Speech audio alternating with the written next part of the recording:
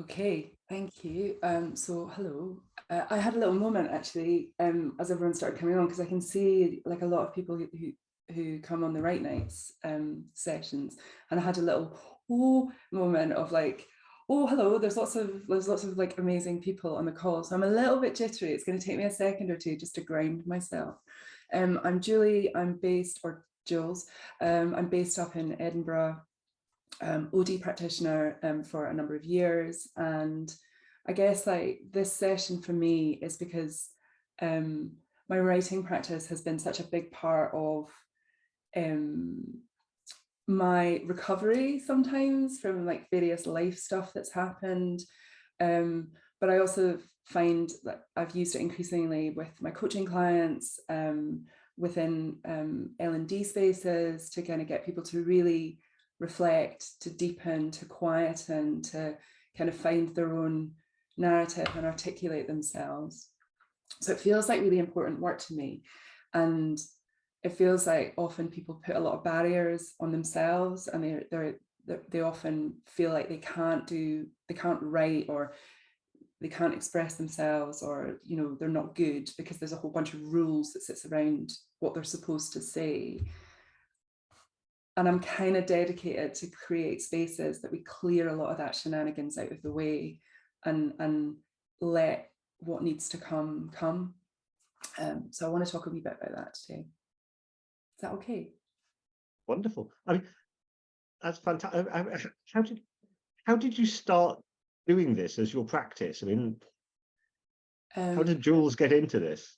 So genuine question. I was thinking about this the other day there. I have been writing since I was little, and I infamously won a poetry competition at 11 years of age in a school in Aberystwyth, with a poem about poppies. And I can remember like the first line was, in a field in France, poppies grow, scarlet flowers all in a row.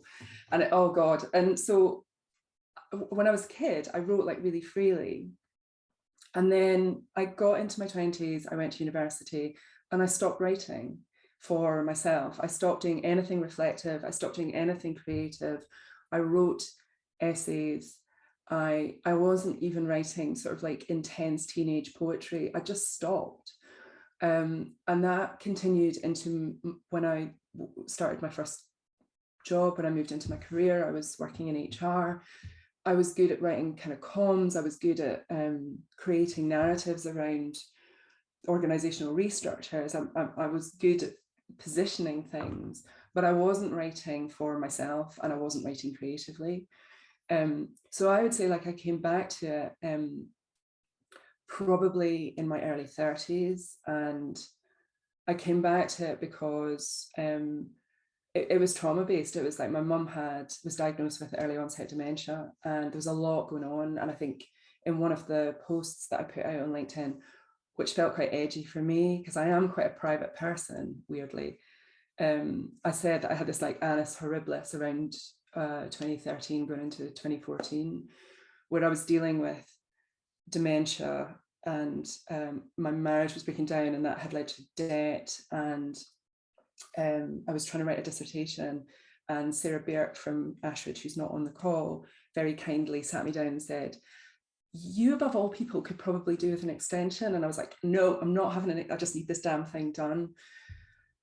And through that period, the only place I felt I could go with any honesty was the page.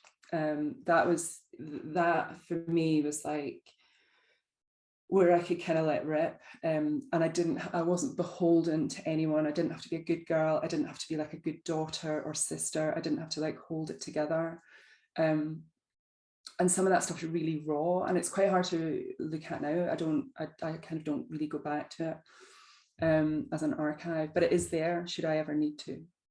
So having had that experience, I couldn't then ignore that. I couldn't then lose that.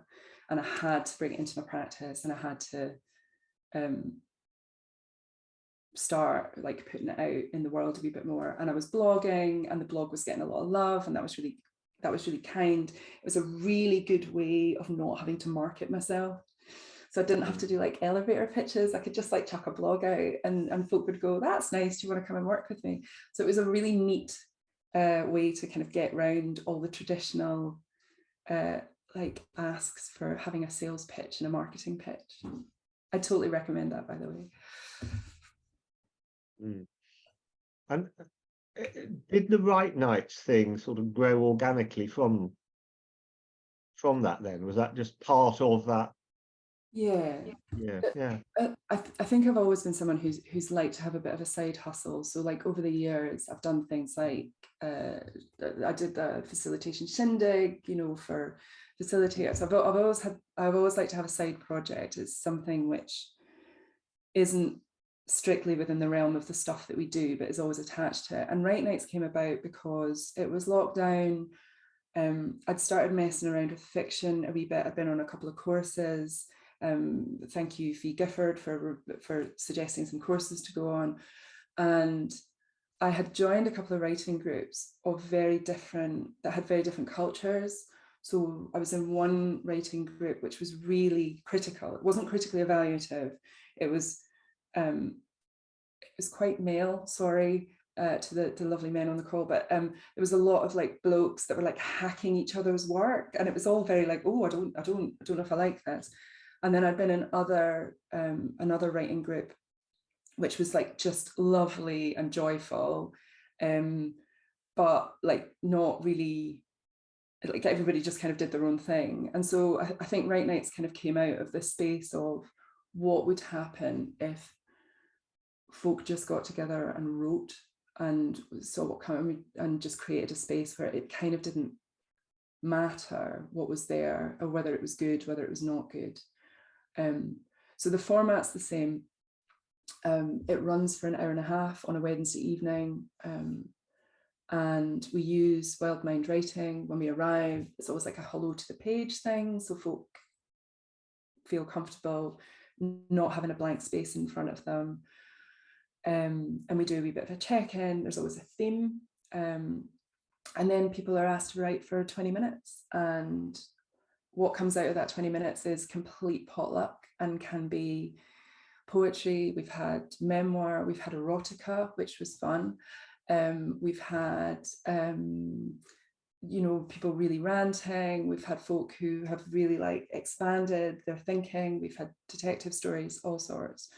I think my favorite one from this year so far, the theme was dinner party, and I thought we were going to get into some deep and meaningful like social connection, what happens at dinner parties. No, that cohort basically killed off. It was like the highest body count that we'd ever had at Right Nights. So pretty much everybody separately had killed people off at this dinner party for no apparent reason. Sometimes it's just like psychic network stuff happens. So yeah.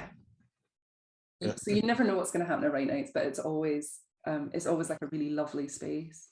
Yeah. Well, Jules, in just a moment, it'd be great if you tell us what you're going to invite people to do today. Tell us a bit about the structure. But just before that, I'm just the title today, writing, well-being, and the art of possibility. I mean, can you say just something about why that title? So I think I've said to you about the writing piece and how I got, that helped me a lot. And then I think during lockdown particularly, I got really interested in why does this work? Why does writing work? What is it? Is there anything out there that suggests what I believe to be true? And I haven't done this formally. I haven't done like a master's or anything like that. This is just my own kind of curiosity. And found work by people like James Pennebaker in the US, who's done lots and lots of stuff around healing through trauma. And there's some really, really good studies about what happens when we write it out, when we kind of express those emotions. But we also know, by the way, it doesn't just work through writing. You can, art helps, music helps. I think at the moment we need those studies because arts funding is often seen to be kind of an addendum, and I think it's so important. It's such an important part. But that his work around the actual act of writing, it altered people's somatic state. It altered some of the sort of synaptic stuff as well. And then you start to disappear down the rabbit hole of positive psychology. So you look at Martin Seligman's work, you look at the learned optimism stuff, where we know that if people have more of a pessimistic view on life, their expectation of outcome is lower, and so they will typically accept less. So folk who have like a more pessimistic view on life will often not, they weirdly don't live as long, apparently, but also like will ask for less money, will choose to do fewer things, because there's a sort of pessimism in there. And Seligman's work is about learned optimism. It's about really supporting people's practice in feeling more optimistic, becoming more optimistic. And I know that when we write, that helps, right? You anchor it, you ground it, you begin to rewrite and reimagine. So I want to run a sort of an exercise around that for a little bit this morning. Wonderful. So now might be a great time for you to say, so what's the structure you've got for us? How's it going to work? 20 minutes in, what's your structure? So basically, like, I want us to, so I'm going to run a really short writing session on joy, so that we, as much as I'm talking about Pennebaker and Seligman, I think it's really good for folk to experience that. And it's a really lovely thing to do on a Friday morning in Scotland. Like, the school holidays have just started, and like for many of us, we're going into the summer. So we're going to kind of hang out with joy for a little bit, which is, and just let's see where that takes you. And I'd be really interested to kind of see in the chat, like, please use the chat as well, because otherwise I feel like I'm just shouting into the breeze. So we'll run a bit of an exercise. I'm going to get a little self-indulgent, and I'm going to read a piece, because Chris, you gave me time, so I'm going to take it. And then after that, it's just basically like Q&A, chat, like everybody just fire in and ask stuff or say stuff. Is that okay? That would be lovely. Just before we start, Kate put in the chat about the references and wanting to know the names again. Can I just say, after this, we'll send out the usual. We often do a note afterwards, a blog. So Jules, we can put the references in with that, along with a link to the recording, so folks can get all of that straight after. Cool. In a day or two's time. I think I've sent the links to those two as well to Rick, but Rick, don't worry about it. I know you've got like loads happening in the background, but so the guy that I named was James Pennebaker. And then Naomi, thank you very much. She's just put in the chat Martin Seligman's stuff, and it's particularly stuff on learned optimism, which is probably kind of referenced into this stuff. Right. So yeah. I'll stop asking you things, Jules, and you can move into. Never stop asking me things, Chris. That would be like, it's thank you, and genuinely thank you all for the space. It's fab. Okay. I'm kind of hoping that you have something in front of you that you can write with, and it's fine to use a laptop. You don't have to be old school if you don't want to. I do find if you're going to be writing on paper, just get yourself a really nice notebook at some point. It doesn't have to be expensive, but just get like nice notebooks and nice pens and things. And the great joy of this practice is, you can do it anywhere. I particularly recommend, if you're stuck in airports, a pen and a notebook will get you through. You can invent all sorts of stories about the people who are walking past you, and it is endlessly amusing, depending on your humour, of course. But we're going to start with, this is a fairly kind of standard piece that we do in Write Nights. So what I'm going to ask you to do to start with is kind of just say hello to the page. Blank pages can feel a little intimidating to folk if they don't write often. I don't know, John's writing with a pencil, love that. I don't know who among you writes on a regular basis. So if you have your own practice already, go with that. We're going to use a technique this morning from Natalie Goldberg. It's a wild mind writing technique. I came across it, I don't know, probably 10, 12 years ago. And it just stands me in really good stead. The interesting thing about Goldberg stuff is As much as she says it's wild mind writing, there is also rules, which I enjoy the irony about that. So we've just popped the rules in. The rules are broadly, throughout the process when you're writing, just try to keep your hand moving. That's really important. So the kind of mind-body connection. You can just keep putting dots on or stars or, loop, de-loop, de-loop, de-loop, depending on what you're doing, but try to keep your hand moving across the page. Equally, if you're typing, just keep kind of going and see where that takes you. It's not about speed, by the way. Often when people keep their hand moving, they're trying to write fast and you just end up with a sore hand. So it's about consistency. She says be specific and focus. It's more about keep track of your thoughts and follow them, and notice when your mind's trying to go off down wee tangents. Most importantly, I think, don't worry about spelling, punctuation or grammar. Don't worry about that. Just write. Okay, just go for it. You can write utter junk, go for the jugular. I always say, like this morning, write wild. You can swear, you can blow raspberries, you can do whatever you want. Just go for it. So what we're going to do is a warm-up exercise to start with. I'm going to give you 3 minutes. I will keep time. And I just want you to say hello to the page this morning. So say hello.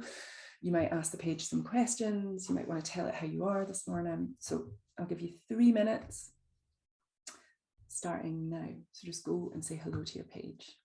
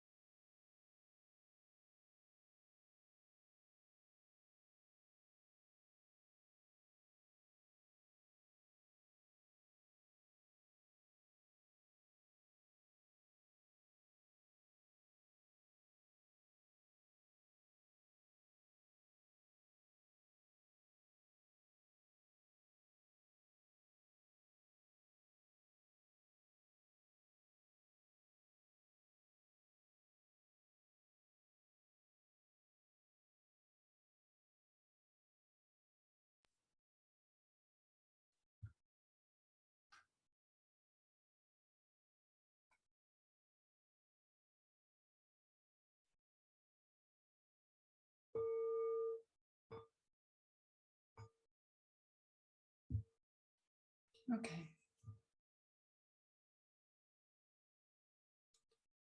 Hi, welcome back.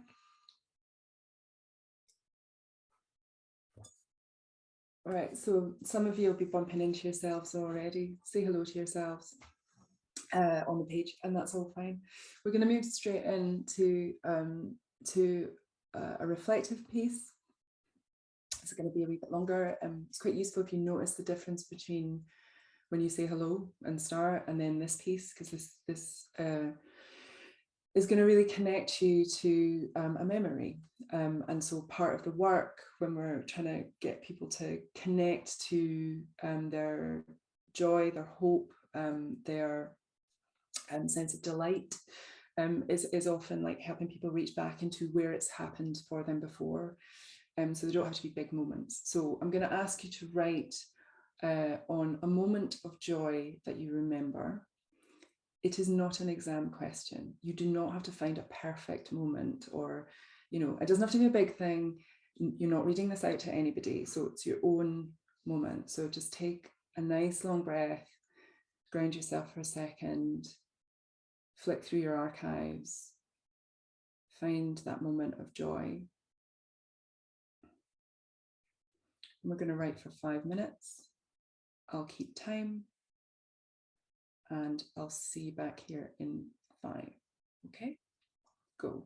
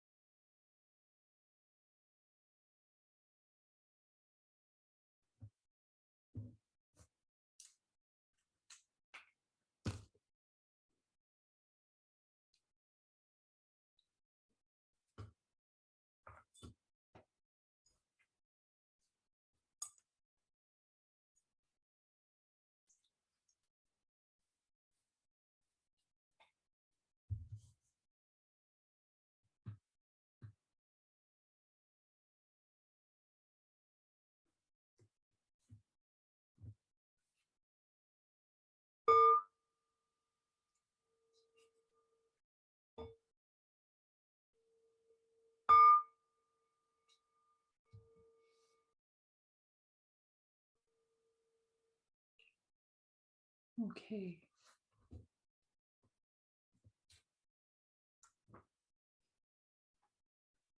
So I'm just interested in how that was. I'm not asking anyone to read anything, but you can put comments in the chat, or you can just have a little, put things in the chat. Or if somebody wants to speak, that would be also amazing. But how was that? Did you notice anything? Have you got any questions about what happened?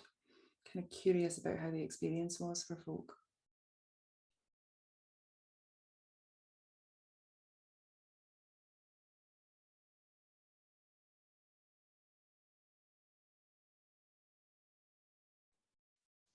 Hi, Julie, this is Will. Can you hear me? I can. Hiya. Great, excellent. I found that the first of your bits of guidance around keeping your hand moving was unbelievably valuable, because I'm probably not the only person that sort of has the inner critic sitting happily on my shoulder, which would normally kind of make me write one sentence and then spend the next 10 minutes trying to rewrite it. So just to be able to have that sense of freedom of just like keep doing something, keep writing, doodling, whatever, I found was massively helpful. And suddenly there's probably kind of 4 sentences out of 5 that I kind of go, well, that's not up to much. And then one comes out where you go, oh, I rather like that. So thank you. Hannah's saying in the chat she was finding it quite tricky. Her brain was getting preoccupied about whether she was getting it right. Hannah, I've written down here. I'm too full this morning to connect to my joy. So I'm so preoccupied by holding this space, I couldn't do it this morning. So I know I can if I'm in a quieter space, like mentally and stuff. And so some days it's not easy. It's just not there. But like even knowing that, I think sometimes is good data. So I hear you, Hannah. I hear you. I'm with you on that. I'm not claiming it's easy. It's definitely a practice. And then Audrey saying after, 2 moments of joy. Fabulous. There we go. That's a double whammy. Good. And Alistair, who's a regular on Write Nights and who writes much more beautifully than I do, and is now going to say he doesn't, but he does. He's saying he's agreeing with Will. It's easier to launch into things and trying to structure. Yeah. It's counterintuitive sometimes to just keep writing. Sam's memory was, it flowed easily. Oh, cool, nice. Sometimes it does, sometimes it doesn't. You know me. Enjoying it. Nice. Ali's finding the words just come. Sometimes they do, and like on the days when they do, like that's a good thing. And on the days that they don't, sometimes the question's like, what's going on? You know, why am I not feeling free to say what I need to say today?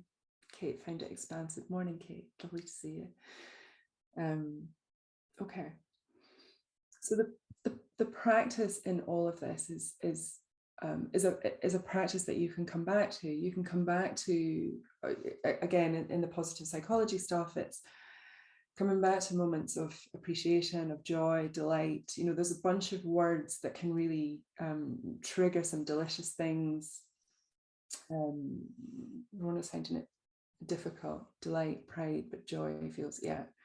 So noticing that sometimes the word can feel jarring. And I should have also said, if English is not your first language, write in whatever language you want to write in. So if the word joy translates into something else for you, then go in that direction. Lovely to see people connecting with the writing. Yeah. It's all good. So broadly, that is part of that's part of the practice. That's part of like how it can feel. Sometimes when you work with groups, you can ask them, or I'll ask them at the start, like how they've arrived in the space, and then we'll do like a little bit of reflexive writing, and then how they leave the space. And pretty much every time people have shifted towards feeling more positive or more connected. Sometimes it evokes sadness, sometimes that stuff comes up, but it's a really useful and quite quick way of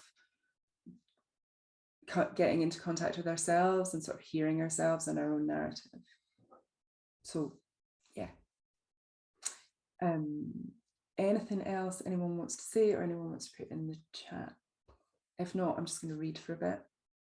Julie, can you hear me there? Julie, Right. could I maybe just add something in about these connections between the pieces at Right Nights? I'm a bit of a Right Nights junkie, been lots of times. And one of the things that happens strangely is, although the themes are quite broad, like joy or sadness or whatever, people, when they write together, often have undercurrents that link in extraordinary ways. So you're sitting there thinking, oh, I don't know, my bit's a bit off the wall. And then somebody reads their bit and you go, oh, that's the same as mine. Or it has a kind of, there's a strange, I don't know what it is. I don't know how it happens online particularly, but there's a linkage between the people on the call, which I find really intriguing. Do you want to comment on that, Julie, or just let that sit? I don't understand it, but yes, you're absolutely right. Like, we do know that that happens. And so the example of the week that the theme was dinner parties, like, you kind of expect it's going to go one way, and there were so many murders. I mean, it was just like, I don't know what had happened to you all that week or what had been happening, like, politically or in the ether, but everybody turned up just ever so slightly murderous, and you know, entire people got poisoned. And there was a dinner party which was off the back of a golf club social, and I mean, that just got messy. So, you know, and then we've had other weeks where the theme has been like, it'll be something really simple, like red. You'll just go, okay, well, so next week we're just going to write about red or whatever that is. And you're right, Alistair, like, what comes together is really interesting. I do sometimes feel that what people bring in, so what's happening around the world, sometimes impacts. You come and sometimes hear that on the Wednesday night. Yeah, but I'm also interested in others that have been to Right Nights, if you know, if you've got any theories on that too. So like Fee, Rona, anybody else who's noticed the strange psychic network that happens. I've definitely noticed it. I have no theory about it, but I love it when it happens. It just feels, there's also something just quite connecting about it when you find those threads, you know, between a group of people. But I also had interesting to me, you know, you give someone a word like joy, you know, we talk about writing without rules, instantly how your head creates rules. Like, I have to write about a joyous event. And I was really struck by, like, Rona saying, oh, joy is a difficult emotion for me. That for me is a really interesting thing to write about. Why is joy? You know, what is it about delight and pride that feel more comfortable? And, you know, and somebody else said that they just were stuck and couldn't think of something joyful to write about. Well, that in itself is an interesting thing to write about. And yet I know I would, you know, make that, well, I can't write about that because that wasn't what Jill said I was to write about. I was to write about joy. In actual fact, all you said was the word joy. There are no other rules, but we make them up. Yeah, and it is so interesting, having done this now for, you know, like 3 years. I think there's been like 100 folk that have gone through, watching folk get in their own way and like the rules that they put in. I have not put that on them. Like, I'm just, you know, and occasionally someone will just go, I didn't write about the dinner party, I wrote about a submarine. You're like, yeah, okay, that's cool, like, I don't mind. And so yeah, yes, inner critics. Go look at Steve Chapman's work on inner critics. How we get in our own way, all of those things are there to be, I guess, like, explored and experienced. And if you're a practitioner, I think those are good lines of inquiry, right? Like, understanding our relationship to rules and where we bind ourselves. I think, like, there's a real rich source in there for us about how do we work with a bit more freedom and a bit more possibility and a bit more creativity, in a world which can increasingly feel like it's, you know, kind of asking us to be smaller or more tightly bound, I think. Anyway, Could I maybe just jump in? Is that okay? Have you got time for me to jump in? You can always jump in, Rona Graham. Absolutely. Just to follow on from what Fee and Alistair were saying, I think there is a real collective consciousness that begins to develop in the right nights, because it's not a one-off. And I think it's because of the space that we all create, and people do allow themselves to be creative and free. And that I certainly notice that builds as the weeks go on.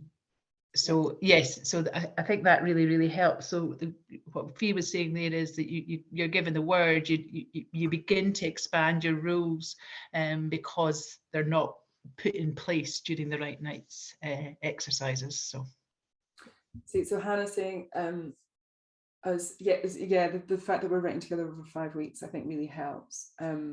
Hannah's saying that she went straight to a murder mystery when I said dinner party. See, there you go. That just says, I didn't go there. I went for food and, delicious. I thought we were going to get this kind of culinary. No, that did not happen. Jackie, how long do you actually write for? We actually write for about 23 minutes in total. You do like a 3-minute check-in and then a 20-minute write. That's it. And the rest of it's just we read to one another. If you want to, you don't have to. That's not, I never force anyone. And usually in the first week, often people are feeling a little nervous about reading. By week 5, I tend to find folk are elbowing each other out of the way, going, "Oh, I've got something." You're like, "Yeah, good, just crack on." So it's good. Okay, thank you. I think we're still kind of on time. Chris, are we still kind of okay time-wise? Nice. Okay, fine. I'm going to read you something. It does feel a wee bit indulgent, but I'm going to roll with it. This is, I have read this piece before too, so there's a couple of people who may have heard this piece before. It began on Right Nights and it kind of turned into something else. It is, I wrote a lot after my mum died. There was like a lot of stuff came out, which some of it's like really raw and like really needed to happen. And then there's pieces like this that come out. I had a real grapple with grief. Like I had a proper rumble with grief. I decided that I needed to grieve, and that's a longer story. And I recommend anyone not to do that. Like I made a decision I was going to grieve, and I decided how that was going to be. Don't do that. So this is based on, I went to a yoga retreat because I went grief hunting. I decided that I needed to do this. And so it's based on a real experience, and let's see how you go with it. It's called Stones. Charmaine is telling me to breathe through my hips. Despite how this sounds, this is neither euphemism nor joke. She means it.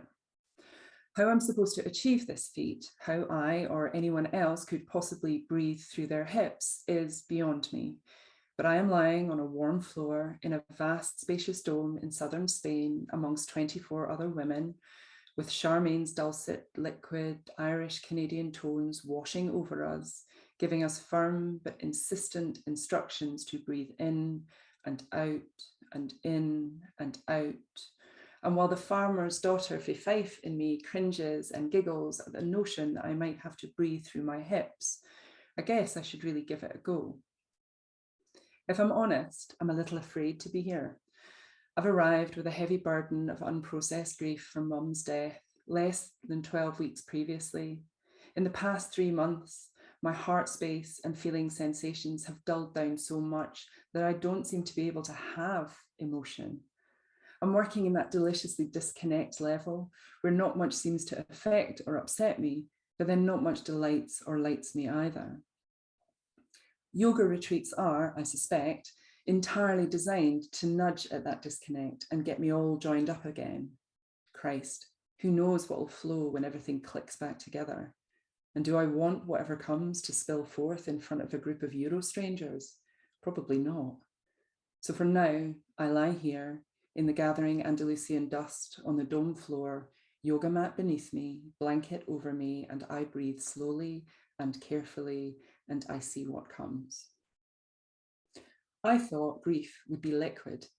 Tears and snot, mascara running down my face, tequila-fueled word fountains, elegantly wasted and erudite like some tragic Tennessee Williams character.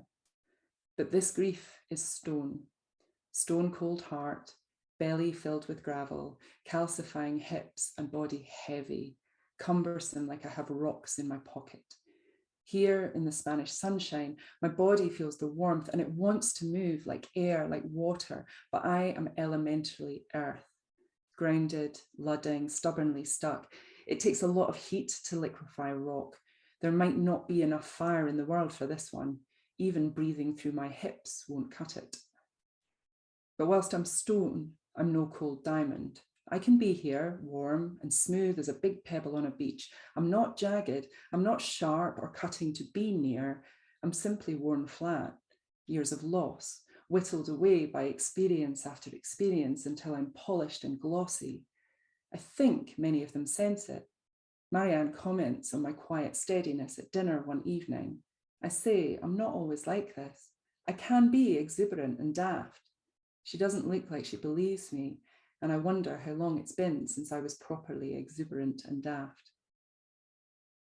My mother used to put warm stones in her pockets on cold days. They were fat, round sandstone from the beach in Aberystwyth. She'd pop them in a tray in the aga in the farm kitchen and then wrap them in wrap the warm stones in socks. She only did it at weekends and holidays. She was very clear she did not want to arm her children on the school bus. Sometimes I would pull on my blue anorak with such force, a fat cold stone would drop out of the pocket and crush my toes. She never did it after we left Wales, even though we probably needed warm hands more in Scottish winters. I wonder where the stones went. Oh God, I'm not paying enough attention to Charmaine. She's got a gong now, and she's walking around, her sing-song voice asking us to hold the breath, drop the breath, hold the breath, drop the breath. She tells us to feel the tension in our bodies and push the breath into those points. Breathe and relax, breathe and relax. I go with it, feeling my fossilized aches and heaviness, inviting them to lighten. Air meets earth, earth wins. Beside me, I hear a sniff. I turn my head a fraction and see Anna, the lovely 20-something from Hamburg, with tears rolling down her cheeks. Her prone body convulses with a sob, but she remains lying, palms facing upwards, surrendering to whatever comes. Anna's boyfriend hooked up with a girl from Finland, and though he says it was a one-time thing, she no longer trusts him. She thinks she must return from Spain to end it. I think I agree. This is breakup grief. It is definitely liquid. I slightly envy her ability to lie and cry. I stare up at the ceiling. Hold the breath, drop the breath, hold the breath, drop the breath.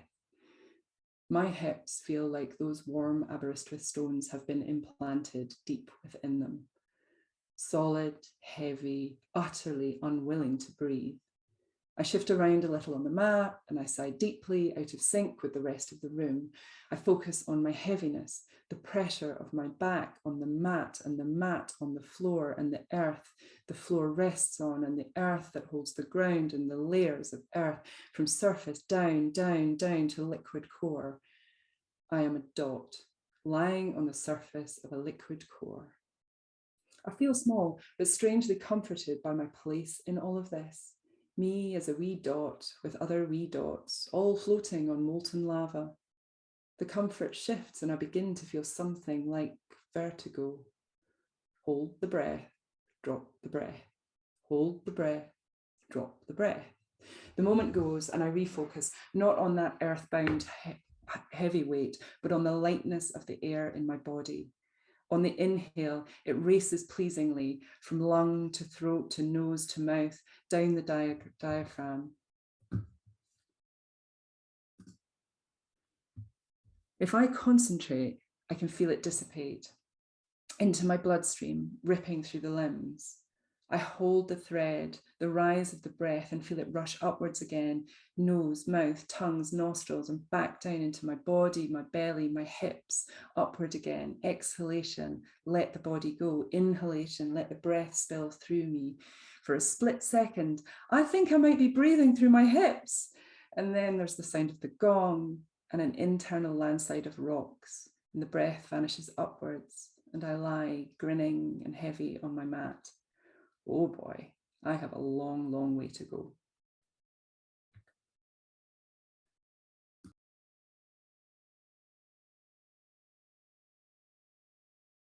Thank you for listening.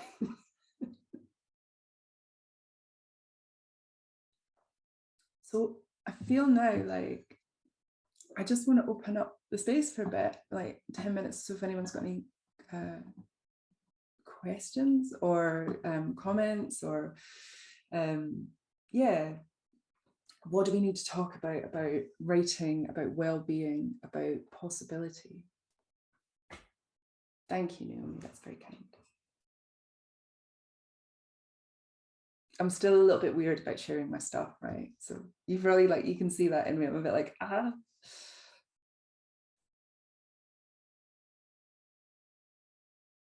Thank you.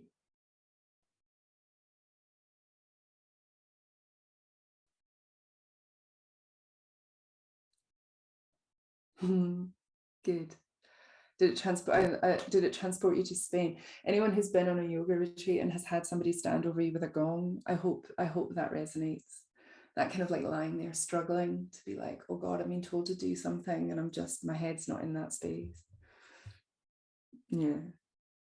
That is the ultimate in managing your own stuff. Being told to breathe and you're like, oh, I don't know if I can, I don't know if I want to. Okay. Julie, I have a question. Okay.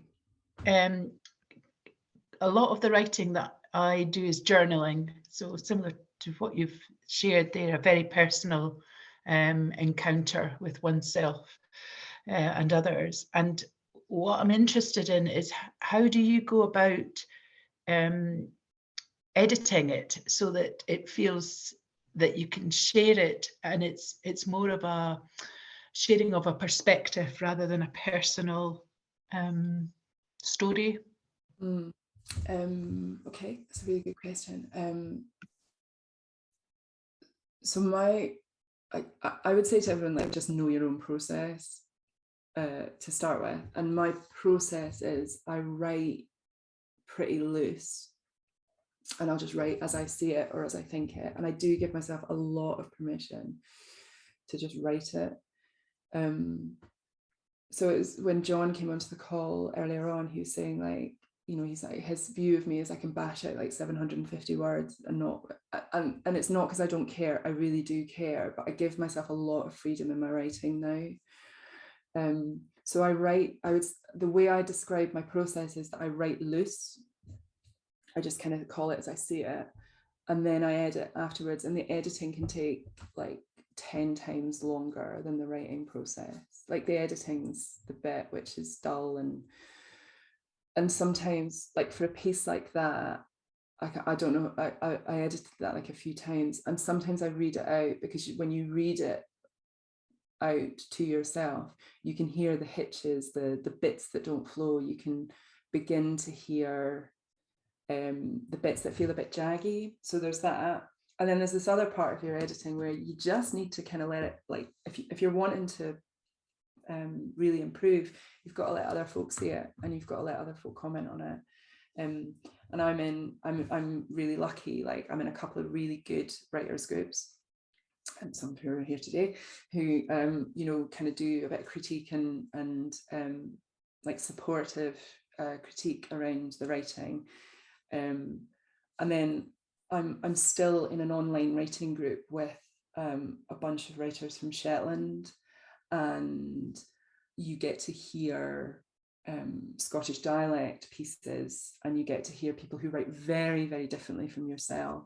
So all of that helps within the editing. But yeah, it's sometimes I'm not very good at editing myself. Like I can't be trusted, you know. I'll be like, oh, I don't think that's very good, or really like that bit, and actually it's not that good. So sometimes you just need somebody else's perspective. In writing, so in life, sometimes you just need other folks' perspective, right? So does that answer the question? Is that okay? Yeah. Jules, Yes. I'd love to answer. Can I just add something from a GameShift action research kind of perspective? Because as you know, we quite often use artful forms in all kinds of GameShift work, and there's this thing about working at multiple levels, and whenever we're doing the work, we ask, is it for me, for us, for them? And I think that comes out in the writing. Sometimes I write for me, and the whole point of the writing is just to find something out.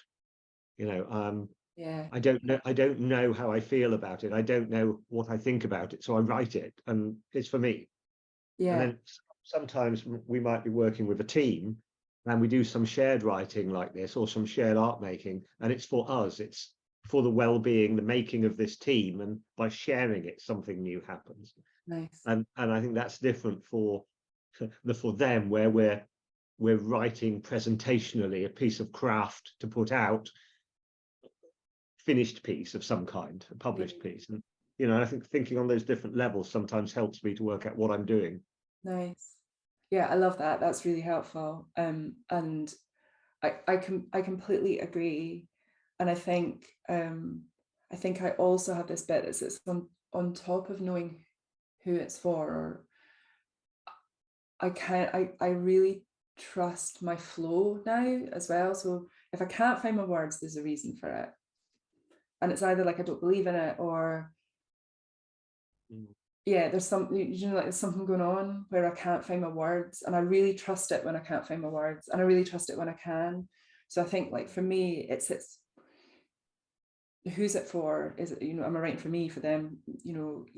There's something really good in that. And I love Will's question as well. So Will's put a question in the chat about how sometimes it feels easier to write like about the dystopian stuff and the kind of negative stuff. And can we use creative writing in coaching? Yeah, so I mean, I actively do that, Will, and I'm not sure why we are sometimes to the dystopian and the bad. I think like a lot of our news, a lot of what we value as news is framed in quite a negative way. So like bad things, we're going to tell you about the bad things that happen, and so I think we sort of have internalized some of that like good writing or newsworthy stuff tends to be kind of like a bit more grim, and there's a place for that. Like, I mean, I love a good murder podcast, the same with the rest of us. There's a place for dystopian grit, but I think it feels sometimes like a really radical act to write positively, because you get called cheesy, or you get called fluffy, or you're seen as being shiny, or because you're saying like, can we focus on what's working here? And so often in my practice and like with other folk, I'm encouraging that act of appreciation, encouraging that like gratitude, or what is working here, like what can we actually focus on practically that is working, that's going to take us forward. There's so much stuff on dysfunctional teams, like we spend loads of time going, your team is dysfunctional, every team's bloody dysfunctional, we know that. What works? Like, what is it in this team that's actually like holding you all together? And Will, that you do brilliant work on purpose, so we know that like if we can get them, building stories around purpose and building stories around connection, like we know that works. But still, you go on leadership courses and it's like, here are the reasons your team is just, like we know, right? We know, like we know. Can we move this further along? So there we go. That's my radical act. There you go, Will. Thank you for that question. That's what you allowed me to stand on my soapbox there, and I'm loving you for it. Thank you. I think in terms of well-being, I think for me, there's another side to that particular coin, because I am Pollyanna. I am a very, very positive person. I try and see the good in everybody. I try, that's kind of my intellectual nature, if you like. And yet in my writing, I go to the dark side all the time. I mean, that was a shock to me. That was a discovery that I have this darkness in me. And it just happened. And I think, we're talking about writing and well-being as, part of this. I think what that is an outlet, in the same way as you found an outlet for exploring what was happening for you in terms of, you know, grief and everything that you were dealing with.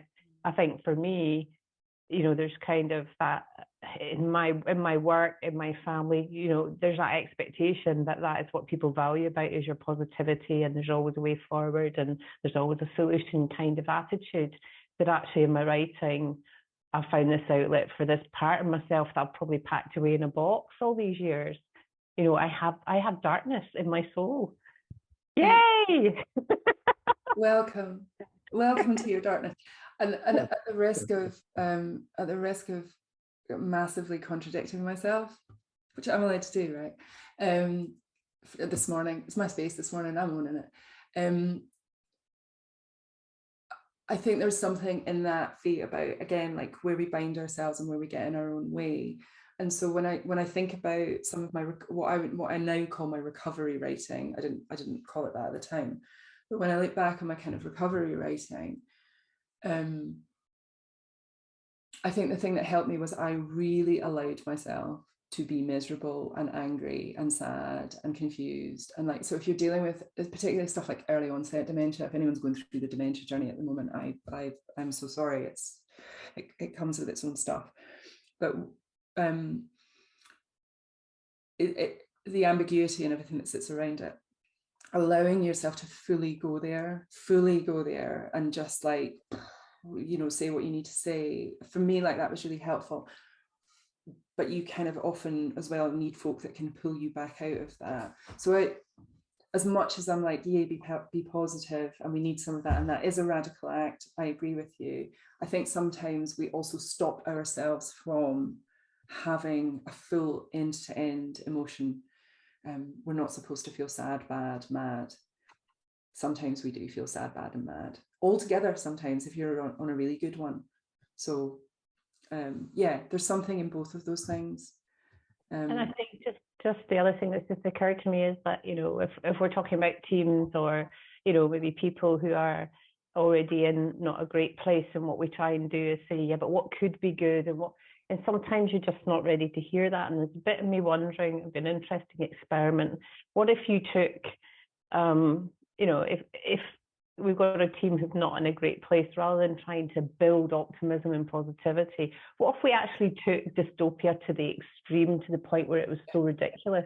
If we used our imagination to create a future that was so ridiculously terrible that we can laugh at it, perhaps that is a more efficient way of bringing us back to equilibrium. I don't know. Yeah, but it's a scary experiment to do, but it would be an interesting one. I think you know, like there's like some ethical stuff that sits around that. So if you were going to do that, you would have to make sure there's loads of psychological safety. You'd have to make sure, you know, like there's so yeah, you would go gently with some of that. But I do think the invitation to look over, it's the Bridges transition stuff, right? Like if you ask people to hang out in the old world for long enough, at some point someone goes, we're kind of done here, can we kind of, you know, so someone will move, and some people will be perfectly happy there. Yeah, I don't know if that's helpful. Yeah, and Jules, I mean, the Will's comment and then everything that's happened since Will's comment made me think about, you know, the handful of things I've had published, and I hadn't really thought about it before. They're all actually written from a dystopian position, which I hadn't realised. But they've all got seeds of hope, and the seeds of hope, I think they grow well in the ground of something dystopian. Yeah, and I hadn't realised that actually until Will's comment. It's the classic. So thank you, Will. Yeah, it's the classic yin yang, isn't it? Like, you know, the seed of hope sits in the dystopia, and the seed of dystopia sits in the hope. So yeah, I think that comes into it. I suspect that's what we're saying. Okay. Julie, I have a question. Sorry, before you go, I just turned myself off camera to start typing it because I didn't want to interrupt anyone. You said that the writing that you did was on like your hunt for grief. Have you ever experienced in your writing though being like afraid of the emotions? Because I know journaling is supposed to be really good for mental health, but I don't want to do it because I don't want the emotions. I had the time that I took myself down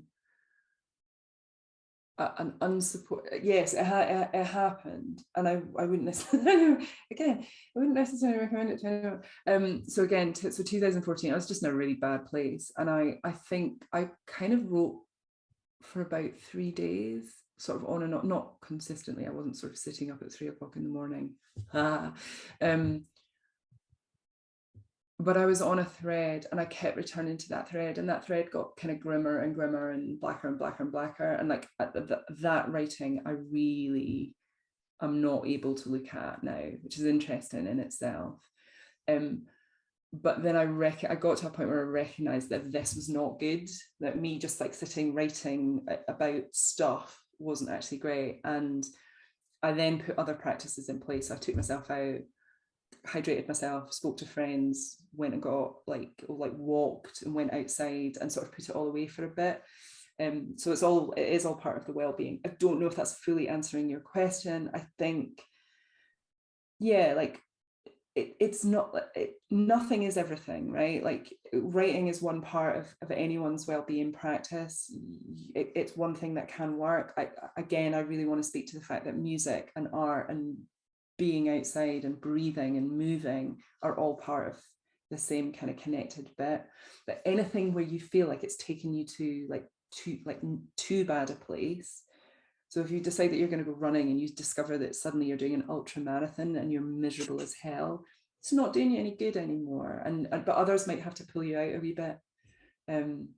So yeah, I once was there, but having been there, I now recognize when I'm moving towards that, and I have practices that go, maybe I'm just going to put the pen down for a wee while. Maybe I'm just a wee bit in my head, and I'm just doing, I'm picking at something that just needs to heal. That makes sense? Yeah. Okay. Yeah. Thank you. Something I also noticed, and for me, I'm a walker and writer, and a walker and artist, and I think it's really important for me in my practice to do both. Yeah. So when I'm stuck, I walk, and it doesn't matter whether I'm stuck with art or stuck with writing. It kind of, something happens when I walk. Yeah. Yeah. Motion is good, like just generally, I think helps us. Can I ask a thing, which is, you've just been talking about when to put the pen down. So I've worked with teams quite a lot who are on quite a frenetic treadmill of doing stuff. And so the thought of picking the pen up might actually feel like, well, I don't have that time, space, and particularly collectively, because people getting together to collectively as a leadership team is precious time, and you've got to decide stuff and think things through and all that sort of thing. So actually creating a space where it feels okay to craft some alternative stories about ourselves and what we're trying to create might feel like quite a seismic shift of gears. And I'm just kind of curious in terms of, how do you create that space where it feels okay to make that time for that sort of activity, which I guess in the normal scheme of life might feel quite indulgent? Honest answer is like, do it, just own it. It helps if you've got a good relationship with them. Like if you've been working with them for a while, you can definitely ask them to step into spaces that they might not otherwise step into. So I think like if you rocked up for the first time with that team, senior team, busy people doing busy things, I always have a curiosity about busy people doing busy things. I'm like, oh, what's that about? What are you running away from? Let's have a wee chat. So anyway, I don't know why I turn Glaswegian when I do that, but I think yeah, I think if you've got a good enough relationship with him, you can call that out and you can say, like, you are busy people doing busy things. The exercise that you did today, that was like 8 minutes of writing, right? You can't tell me that if you've got them together for a half day or whatever, they don't have 8 minutes. I mean, that's just shenanigans. So I think if you own it and you're really clear about why you're using it and on what it might give you, it is a really, really good experiment. And when I'm talking about like radical acts, the act of stopping and saying, don't do that, do this for a bit, can feel like a radical act, but you've got to own that and you've got to have the relationship with them, I would say. But I would also say do it, or send them to us, like we'll do it. Yeah. But I have never worked with it. Sorry, I've never worked with a group before that I've had permission to kind of do my thing with, where they've said to me afterwards, I hated that. That was like a complete waste of my time. That was a shit thing to do. Sorry, I swore. Like, it just doesn't happen, right? Yeah. And can I speak? Of course. Can you hear that? This is the first time I've used these headphones. Fantastic. Oh, wow. I've got builders next door, so I can't hear them. It's amazing. I'd like to speak to stopping, actually. I think this is really interesting for me, not just in terms of writing, but about the discipline, not just of starting, but in terms of work that I might do in more creative work around vocal improvisation, working with voice, for example, is learning, not just for myself, but in a group situation, when is the moment to stop? And how do you listen to each other and learn that this is the moment? There's a few people that feel like it's time to stop, and the others kind of eke it out, and it gets really messy. And it's learning to really sit in that space of, oh, this is enough. So I'm really, really curious about, this artful thing about when it's working with teams or even with self, the difference between the process and that thing of, okay, it's done what it's needed to do, and this is the perfect time, engaging that and noticing in an embodied way, yeah, that's it. Very, very interesting.